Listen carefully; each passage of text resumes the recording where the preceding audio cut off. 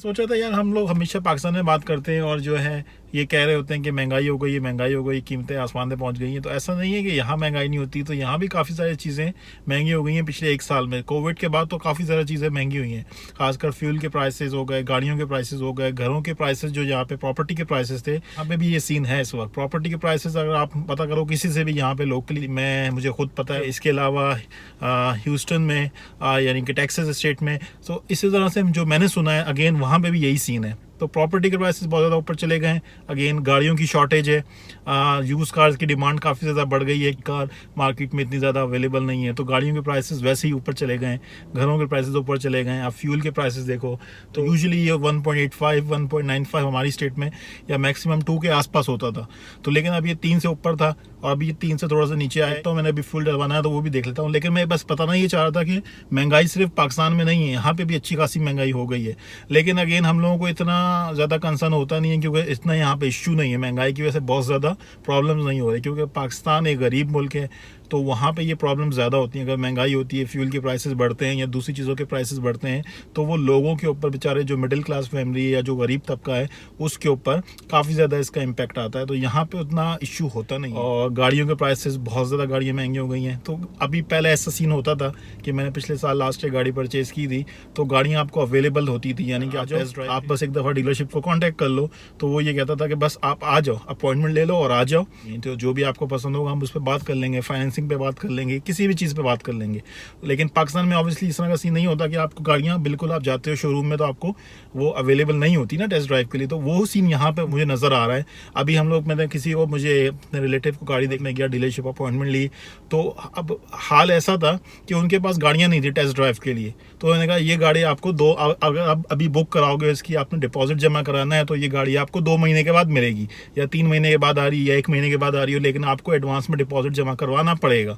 तो ये सीन पाकिस्तान में होता है ना, वहाँ पे तो और ज़्यादा महीनों में इंतजार करना पड़ता है। लेकिन ये सिचुएशन मुझे यहाँ नज़र आ रही है, क्योंकि आजकल गाड़ियों की शॉर्टेज है। उसका एक रीज़न है, बोलिए 1 साल में, 1.5 साल में ये शॉर्टेज खत्म हो जाएगा, मसला हल हो जाएगा, तो वो गाड़ियाँ भी दोबारा से वही मार्केट सिचुएशन दोबारा से बहाल हो जाएगी, तो वो शायद वो गाड़ियों वाला मसला हल हो जाए।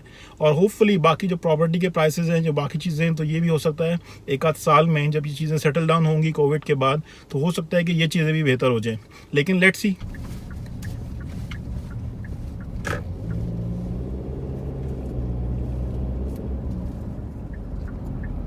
अच्छा भाई, मैं अभी यहाँ से लिटिल से ग्रॉसरी करके निकला हूँ, तो मुझे अभी गैस भरवानी है, पेट्रोल भरवाना है। तो मैंने कहा चलो यहाँ से इस फ्यूल स्टेशन से या इस गैस स्टेशन से गैस भरवा लेते हैं। और ये हमारा सिटी है, उससे दूर है, ये डिफरेंट सिटी। देखते हैं क्या सीन है यहाँ पे, गैस की क्या प्राइसेस चल रहा है।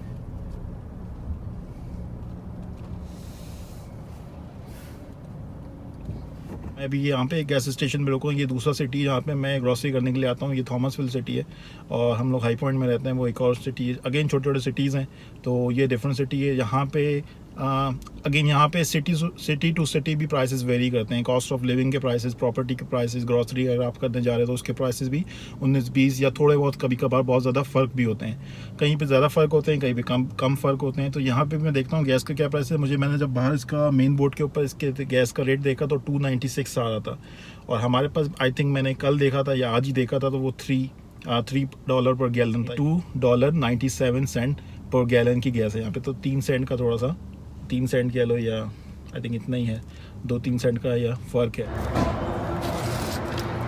अच्छा भाई, गैस भरवानी है तो यहाँ पे मुझे पहले कार्ड यूज़ करना पड़ेगा ऑब्वियसली।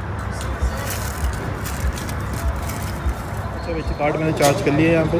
ये इस तरह की मशीन होती हैं, तो आप यहाँ पे या तो अंदर जाके आप कैश में पेमेंट कर दो, या यहीं से आप कार्ड चार्ज करके, यही अंदर जाने की ज़रूरत है, यहीं से आप कार्ड चार्ज करके आप गैस को डाल दो। और सेल्फ सर्विस है, यानी पहले पेमेंट होगी उसके बाद आप गैस डाल सकते हो या पेट्रोल डाल सकते हो।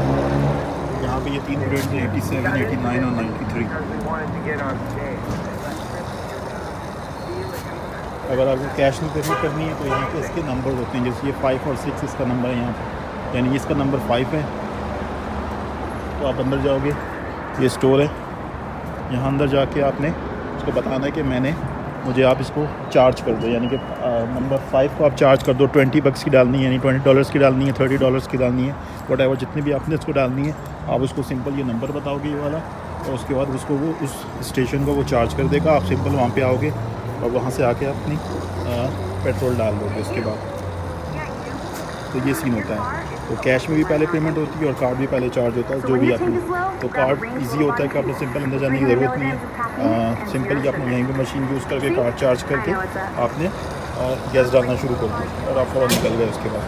तो ये इजी और क्विक वे। अच्छा, गाड़ी का जो टैंक है वो पूरा खाली नहीं था, तो इस वजह से $37 में, विच इज़ 12 गैलन और 12.48 गैलन के करीब बनती है। बाकी टैंक फुल हो गया।